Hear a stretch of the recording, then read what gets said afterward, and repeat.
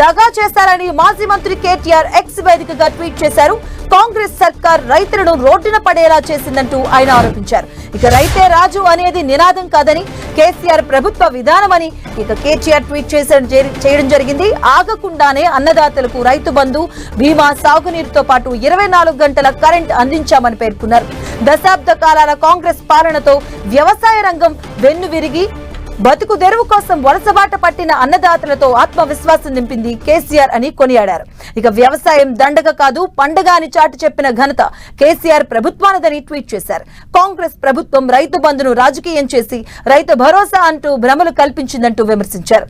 ఇక పంటల కొనుగోళ్లకు పాతర వేసి సాగునీళ్లను సాగనంపారని ఎద్దేవా చేశారు కేటీఆర్. రైతులు ఎప్పుడూ ఆశపడతారు తప్ప అడుక్కోరని, త్వరలోనే వారు కాంగ్రెస్ ప్రభుత్వానికి బుద్ధి చెప్తారని ఇక ట్వీట్ లో రాసుకొచ్చారు కేటీఆర్.